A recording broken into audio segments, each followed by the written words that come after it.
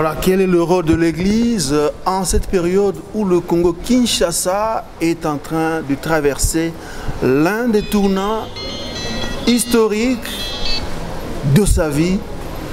Nous avons jugé bon de mettre la main ici dans l'espace Katangais, principalement à Lubumbashi, l'un des jeunes serviteurs, l'un des jeunes hommes des dieux qui est en train de monter en force, en puissance, avec la main du Très-Haut, en la personne de Ézéchiel Mbouessé. Ézéchiel Mbouessé, bienvenue. Merci. Voilà, nous vous avons surpris ici, vous êtes en pleine action évangélique, de dédicace de votre temple. Tout de même, vous nous avez réservé un petit moment pour que nous puissions vous aborder, parce que nous avons tendance à penser, à voir que les hommes de Dieu ne semblent pas s'intéresser à la marche politique de ce pays. La place de l'Église, en ce moment où la RDC connaît son tout premier gouvernement de l'ère Félix Tshisekedi. Comment vous avez d'abord accueilli la publication de ce nouveau gouvernement? Nous bénissons le Seigneur parce que les choses doivent évoluer. Le gouvernement qu'on a longtemps attendu, voilà qu'enfin le gouvernement est là. Le rôle de l'Église par rapport à tout ce qui se passe sur le plan politique dans notre pays, l'Église doit accompagner toutes les structures de la République démocratique du Congo. En fait, l'Église doit montrer le chemin. La Bible dit nous sommes la lumière du monde. La force de Dieu sur cette terre, la force de Christ, c'est l'Église. Alors l'Église doit jouer son rôle, qui est celui de porter toutes les institutions étatiques en prière, donner des orientations telles que Dieu le donne. Donc l'Église doit être au milieu du village. L'Église doit jouer son rôle. Pas être partial, mais être impartial et aider les institutions afin que les choses puissent aller toujours dans le bon. Qu'est-ce que l'Église peut attendre de ce nouveau gouvernement qui a pris beaucoup de temps, 7 mois, plus de 7 mois après, vous étant le visionnaire des assemblées Agnew-Imolé? Bon, l'Église ne peut que, comme je l'ai dit, accompagner les institutions étatiques. L'Église sera contente lorsque la valeur humaine sera considérée. Lorsque Christ continuera à prendre sa place de choix au sein de notre pays ou dans notre pays. Vous savez, la Bible dit, c'est Jérémie qui dit, ce peuple m'honore de l'œuvre, mais leur cœur est loin de moi. Nous avons besoin des gens, pas seulement qui citent le nom de Jésus, mais qui vivent selon la parole de Dieu, qui vivent selon les préceptes, les principes divins. Alors, l'Église doit beaucoup prier pour que les nouvelles institutions qui sont établies puissent quand même ramener encore les choses dans un niveau souhaitable où nous verrons les sociales avancer. Mais comment vous avez jugé le geste du président de la République au stade de Martyrs à Kinshasa, le chef de l'État qui avait consacré le pays à Dieu? Il a demandé pardon par rapport à tout ce qui a été fait, tous les méfaits de l'État bien avant, cela vous étant homme de Dieu. En tout cas, les gestes étaient louables. Un très bon geste. C'est un signe du décollage pour notre pays. Et nous voulons, comme il a promis, que cette action soit organisée au moins 1 ou 2 fois là. Ok, il y a certains, vous êtes aussi des hommes de Dieu qui soutiennent qu'un chrétien n'a pas droit de faire de la politique, de s'engager dans les partis politiques pour chercher à gérer la chose publique? La politique, c'est une piste trop glissante.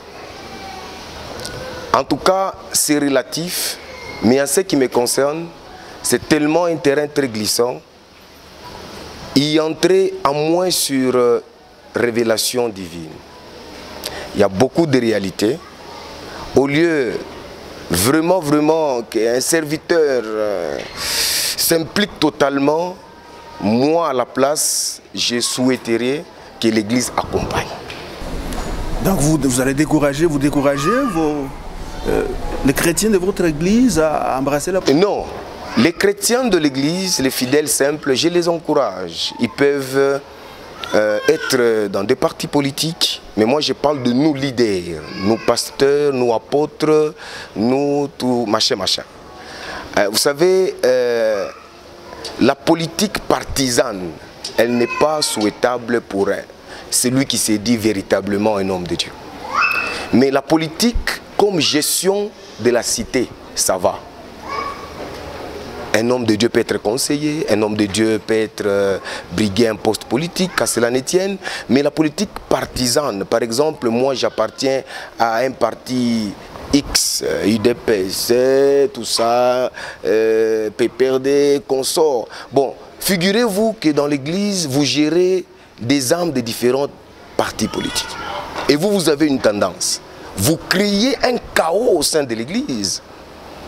Alors moi je souhaite que les hommes de Dieu, collègues hommes de Dieu, au lieu de pratiquer la politique partisane, c'est-à-dire appartenir à des tendances politiques, mieux vaut être au-dessus du village, au milieu du village.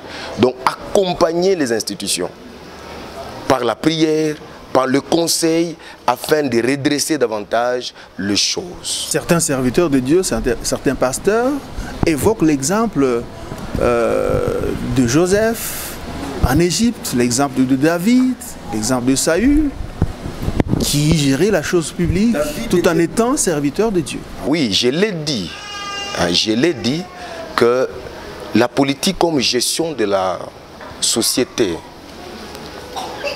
un homme de Dieu peut le faire, mais avec révélation divine, j'insiste là-dessus. Mais la politique partisane, c'est-à-dire appartenir à un parti politique, là, moi, je te conseille. Parce que c'est vraiment, ça va créer un frein à l'expansion de l'œuvre de Dieu. Ça va créer un frein à l'évangile. Nous sommes là d'abord pour l'évangile, nous, pasteurs. Nous ne devons pas ignorer notre rôle en tant que mandataire de Dieu sur cette terre des hommes, en tant que lumière de Dieu sur cette terre des hommes.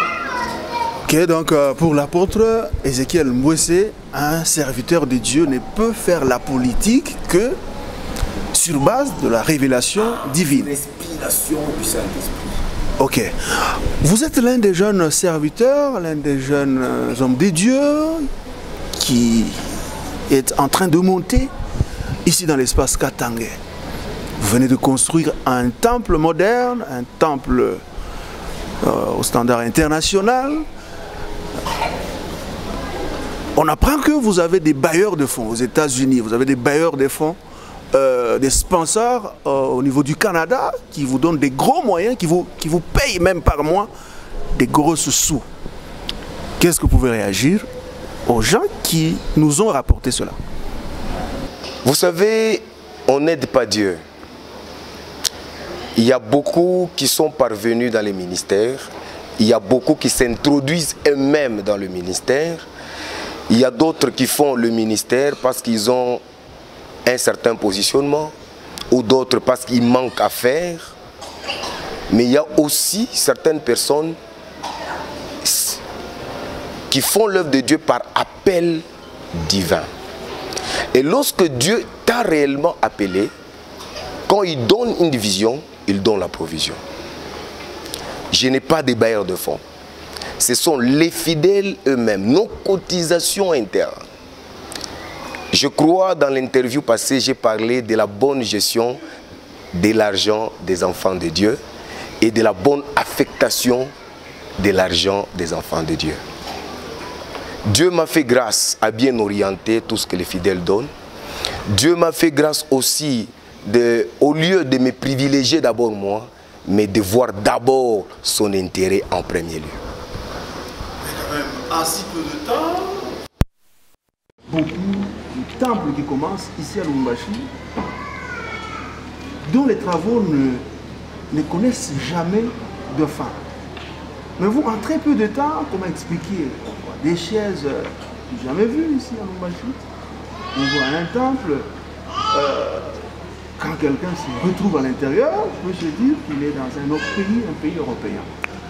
Comment expliquer en très peu de temps? Est-ce que vous pensez que les gens peuvent vous croire? Il y en a qui disent que c'est parce que vous êtes un cadre d'une entreprise de l'État, que vous mettez vos doigts dans le trésor public, c'est ce qui explique la vitesse que le temple vient de connaître. Nous avons 10 ans d'existence et ceux qui sont venus à l'action que nous avons fait, l'action de la dédicace des temples qui avait fait une semaine, il y avait un documentaire. Nous avons montré comment on a commencé. On a commencé dans un terrain vide, sans aucun sou. C'est depuis 2009 que nous avons commencé. En pleine poussière. Et petit à petit, avec la prière, avec une bonne gestion de tout ce que Dieu donne aux enfants de Dieu, avec tout ce que Dieu nous donne, nous avons ensemble bâti. Et j'ai remarqué, plus les gens voyaient les sérieux avec lesquels on travaillait, et plus Dieu suscitait aussi certaines personnes pour soutenir cette œuvre. Alors, je demande seulement aux gens qui parlent que soyez seulement fidèles à Dieu, gérez bien l'argent des enfants de Dieu et vous allez faire beaucoup, peut-être plus que ça. Parce que nous avons réalisé 10 ans d'existence et nous avons notre temple et tout cela parce que nous avons privilégié les intérêts du vin en lieu et place. Aujourd'hui, nous voyons des hommes de Dieu qui ont des véhicules à grand cri. Ils sont là, c'est leur choix. Mais nous roulons d'une manière la modeste. Nous habitons d'une manière la modeste. Mais nous avons voulu d'abord privilégier Jésus-Christ. Je crois que à partir de ce travail, Dieu ne va pas nous abandonner. Peut-être l'avant-dernière question, parce qu'on vous a quand même surpris vous êtes en train de superviser une grande action évangélique ici. Vous êtes quand même trop jeune pour réaliser ce que nous voyons ici. Est-ce que vous n'êtes pas quand même tenté? Il y en a qui prédisent déjà que vous allez fuir à un moment, vous serez emporté par le succès qui est observé dans votre camp, dans votre église aujourd'hui. Bon, tout est lié à l'appel de Dieu. Aujourd'hui, j'ai 43 ans d'âge. C'est ça mon âge, 43 ans. Mais au fait, avec l'onction, je suis rajeuni, c'est comme si j'avais 27 ans. C'est comme si j'avais 27 ans. Mais j'ai 43 ans. Moi, je n'ai jamais eu honte de donner mon âge. Il y a certaines personnes qui attendent les jours de leur mort, où on va écrire à leur absence, né tel jour, décédé tel jour. Mais moi, je l'ai dit tout haut. J'ai 43 ans d'âge, mais avec l'onction, je suis toujours rajeuni parce que je puise ma force dans le rocher qui est Jésus-Christ de Nazareth. Alors, je trouve que, parce que c'est lui qui m'a appelé, lui qui est alpha, qui est oméga, cette œuvre ne m'appartient pas, c'est son œuvre. Comme c'est lui qui m'a appelé et que l'œuvre lui appartient, je crois que, comme j'ai accepté de sacrifier ma jeunesse, il me donnera la force d'arriver jusqu'à la fin. Parce que la Bible dit, mieux vaut la fin d'une chose que son commencement. Maintenant, on va juste vous donner une petite minute pour lancer un message à l'endroit des chrétiens de vos assemblées qui sont éparpillés, qui nous suivent en ce moment à travers le monde sur la chaîne, sur l'espace 50, sur Télé 50. Qu'est-ce que vous pouvez leur dire en rapport avec l'action, la grande action que vous menez ici, dans votre temps? J'ai béni tous mes enfants de l'église, la communauté évangélique Agneau Imolé, de Kalemi, de l'Afrique du Sud, de Kinshasa, de Kolwezi, de partout ailleurs, la chose que je peux dire, ou le mot que je peux glisser, c'est que Dieu n'aime pas les mélanges. Demeurez fidèles. La Bible dit l'élévation ne vient ni de l'Orient, ni de l'Occident. L'élévation provient de l'Éternel. C'est en lui que nous puisons notre force. Marchons dans la sanctification, craignons le Seigneur, n'ayons pas d'autre Dieu, sinon le seul Dieu, le vrai Dieu. C'est lui qui a créé les cieux et la terre, Jésus-Christ de Nazareth. C'est ça notre force, c'est ça notre appui. Et si nous demeurons à nous accrocher à lui, je crois que tout ce que vous voyez, c'est peu. Dieu, il est tellement fidèle. Hein? Il est tellement fidèle parce que nous avons une grande vision. Nous avons la vision d'avoir aussi notre chaîne, pourquoi pas. Nous avons la vision de nous épanouir. Vous avez l'endroit où nous sommes, c'est petit, nous voulons encore acheter tout autour. Et Dieu nous donnera le moyen, je l'ai dit tout haut, parce que je ne me suis pas improvisé apôtre ou pasteur. C'est lui qui m'a appelé et c'est lui qui continue et qui continuera à m'aider. Ok, merci d'avoir accepté notre invitation. Merci aussi pour l'œuvre grandiose que vous êtes en train de réaliser ici en construisant cet immense temple. Je crois que prochainement, on va creuser davantage ce thème et je pense que vous serez encore disponible de recevoir l'équipe Télé 50 chez vous. Merci beaucoup, que toute la gloire revienne au Seigneur.